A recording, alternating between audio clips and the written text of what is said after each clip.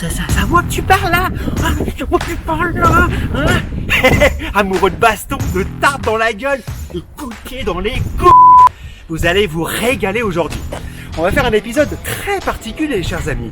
On va aller voir un homme extraordinaire qui s'appelle Charles Jousseau. C'est qui Charles Jousseau? Charles Jousseau, c'est le plus grand expert en penchaxilate. Il a créé le FISFO, F-I-S-F-O. C'est des écoles dans le monde entier. Il a développé son approche, son école, sa discipline. Il fait ça depuis les années 70. Mais son originalité, sa spécificité, c'est qu'il est également créateur, concepteur d'armes blanches, mais également de vêtements balistiques. Slip en Kevlar. Vous voulez venir avec moi voir son slip en Kevlar? C'est un grand moment. Charles nous attend, on y va.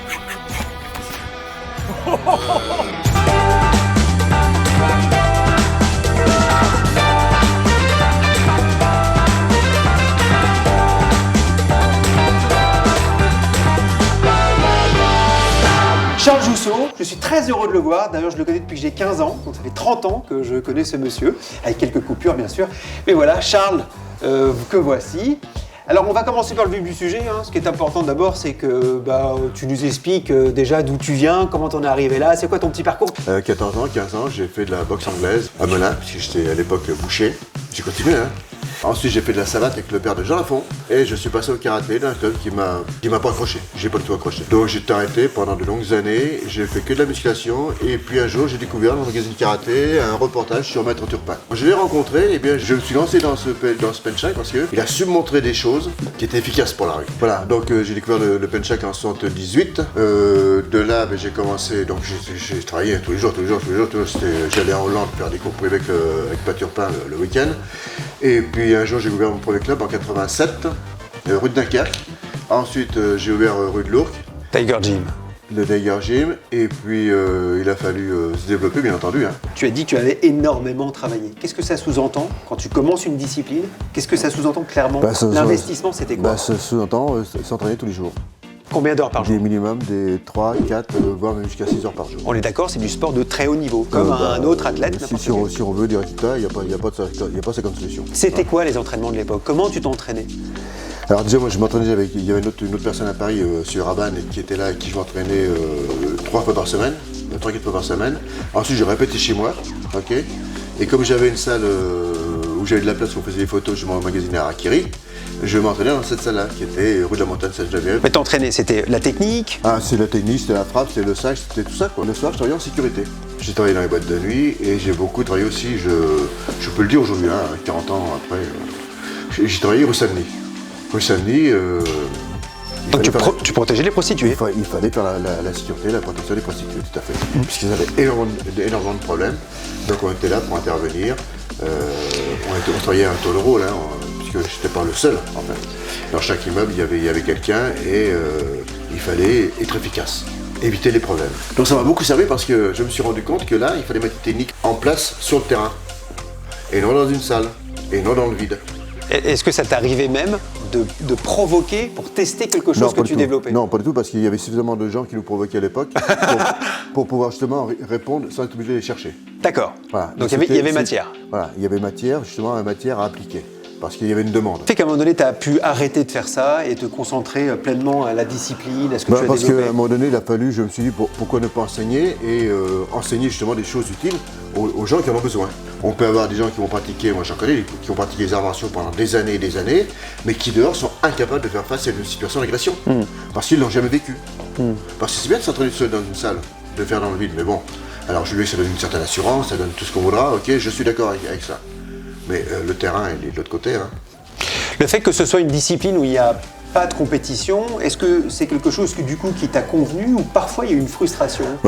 Si, il y a de la compétition, mais bon, les compétitions à l'époque c'était encore très compliqué parce que c'était le début des compétitions. Si on parle du FISFO? Si on parle du FISFO veut dire Fédéral International Système Force de l'Ordre. Ouais. Donc, ça veut dire ce que ça veut dire. Je me suis adressé au fur et à mesure de mon enseignement à des gens de terrain. C'est comme ça que j'en suis arrivé, que les gens un jour ils m'ont appelé, les gens du RAID, donc Robert Paturel m'a appelé en me disant Jousseau, faut que tu viennes nous voir au RAID parce qu'on va voir un peu ce que tu fais de plus près. Qu'est-ce qui, à ton avis, a vraiment tout de suite intéressé le RAID? Pourquoi t'as ton approche? Je pense que c'est la façon de voir les choses, la façon d'intervenir sur un individu, ne pas rester en face du mec pour on offre le moins de surface possible. Le principe, c'est de toujours se désaxer de façon à rendre l'agression difficile.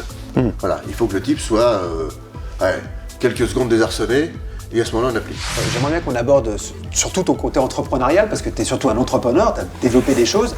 Il n'y a pas que FISFO, il n'y a pas que la transmission de l'enseignement, il y a aussi, tu crées des armes, tu crées certaines choses. Moi, je suis parti à créer du matériel qui soit susceptible d'être porté par tout le monde. Quand je dis tout le monde, ça peut être mon voisin, ma voisine, ça peut être n'importe qui. Donc j'ai créé un bâton télescopique en plastique où il n'y a pas un gramme de métal dedans. Après, je fais des gants anti-lacération, des gants Kevlar. En cas d'agression, au moins ça permet d'avoir des mains protégées. Et ce gant Kevlar qui est très efficace, on est à niveau 5 et 7. Donc je suis tranquille quand je vois un produit. Donc ça veut dire qu'en gros, je suis garde du corps ou je suis videur de boîte de nuit, quelqu'un a un couteau, je peux, avec ma main, toucher la lame, interposer la lame sans me couper. Est-ce que tu peux nous parler de ton slip en Kevlar, s'il te plaît? Un slip, un cycliste en fait. Un cycliste qui protège bien parce que je pars du principe que l'agent de sécurité qui est devant une boîte de nuit, qui ne veut pas laisser rentrer un mec qui est un peu louche, l'autre c'est un bistard, il sort une lame, il va lui mettre un coup de lame ici, à la fémorale, il va se vider de son sang. Ouais. Donc d'où l'utilité d'un slip en Kevlar. Alors il est vrai que quand je l'ai dit, je l'ai sorti, ça fait rire quelques agents de sécurité, après ils se sont rendus compte que finalement c'était pas si bête que ça. Tu les vends cher? Non, pas du tout. Ah, tu les vends pas cher? Non, un bon slip en Kevlar comme je vends moi, ouais. Ça vaudrait minimum de presque 200 €. Ouais. Et je les vends à 65 €. Donc maintenant j'aimerais reprendre une petite chose avec toi quand même, pendant que tu en as toujours vécu. Bien sûr. D'accord, depuis le début que tu fais ce métier. Concrètement, comment on vit de ce métier? Et combien tu gagnes? Combien tu as gagné? Comment ça marche? Alors c'est très compliqué parce qu'en fait, si on n'est pas une multinationale, on n'arrive pas à faire des chiffres d'affaires extraordinaires. Ouais.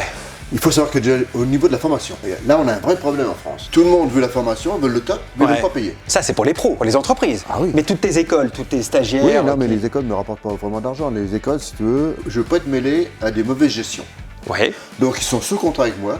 Ouais. Comme il est bien précisé dedans que je n'ai aucun droit de regard sur la gestion financière de l'école, mais je leur impose la licence, ainsi que la tenue, donc pantalon, t-shirt, et le matériel, bâton, couteau pour l'entraînement. Qui revient, ces revenus reviennent à toi. Oui, qui revient. Donc c'est une sorte de franchise, comme une espèce de franchise. Donc ça c'est toutes les écoles, tu ne touches pas sur la cotisation des adhérents, juste sur le matériel qu'ils achètent. Quand on arrive à une certaine vitesse de croisière, on est installé, on a une notoriété comme la tienne. Si c'est possible d'en parler, grosso modo, quel est le salaire moyen, mensuel que l'on a? On n'a pas de salaire. Non mais très sincèrement. Comment ça, t'as pas de salaire? Le salaire, non mais c'est tellement ridicule par rapport au nombre d'heures que je fais, par rapport au temps que je passe à créer un produit, à essayer de l'amener sur le marché. Puisque moi je crée un produit, je fais un dessin, je fais faire un proto. Et tout ce que ça comporte, quand tu fais un moule pour un bâton télescopique, il faut quand même le savoir, c'est que ça vaut 30 000 €. Alors est-ce que ça sous-entend qu'en tout cas il est très difficile, lorsqu'on se lance dans les disciplines des arts martiaux et des sports de combat, de vivre de notre passion? Ce qu'il faut savoir, c'est quand même que les arts martiaux et les sports de combat, ça n'a jamais rapporté d'argent. Alors, au moins c'est clair. On vit pas de ça. Si t'as pas quelque chose à côté, comme moi je fais avec ma boutique pour vendre du matériel qui va me rapporter un petit peu d'argent, qui va me permettre de faire un but, une fois que tu as payé le loyer de la salle. Et malgré ton succès, parce que c'est pas juste 15 élèves que tu as. Et malgré mon succès, les arts martiaux, les sports de combat n'ont jamais rapporté d'argent. Bon, alors dans ce cas-là... Voilà, ça c'est clair et net. non mais je dis, ça veut dire que si un jeune demain veut se lancer dans ce métier-là, il faut surtout qu'il reste prudent, qu'il ait un travail à côté, qu'il fasse ses cours le soir et qu'il garde son travail à côté surtout. Qu'il n'aille pas dire, ça y est, demain je suis un grand champion, je fais mes cours, je vis de ça. Non, c'est faux. Je le dis clair et net, tu ne gagneras pas d'argent, garde ton travail, sois sérieux, fais tes cours et petit à petit, fais-toi connaître, développe-toi. Mais avant d'arrêter ton travail, pour quelques années. Comment tu vois l'avenir de ta discipline et de ce métier en général? Si tu veux, c'est compliqué parce qu'en fait, l'avenir d'une discipline, que ce soit FISFO, que ce soit la mienne, que ce soit n'importe laquelle, vu la conjoncture actuelle, comment nous sommes contrôlés et dirigés, c'est une catastrophe. Alors ça veut dire qu'il faut rester prudent. Bon, maintenant, ce qui serait pas mal, c'est qu'on fasse une petite mise en situation, qu'on voit un peu tes cours, comment ça marche. Et puis, ils vont changer. Ça va être eh ben, on y va, c'est parti.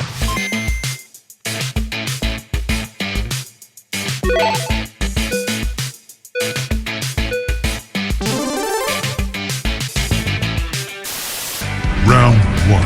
Fight!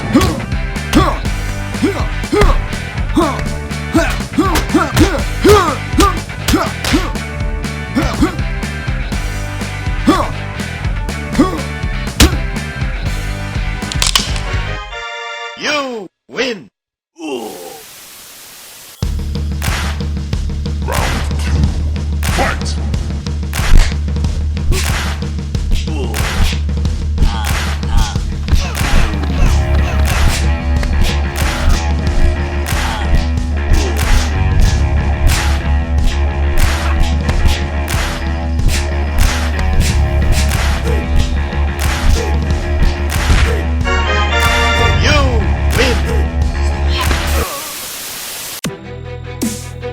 Round 3, fight.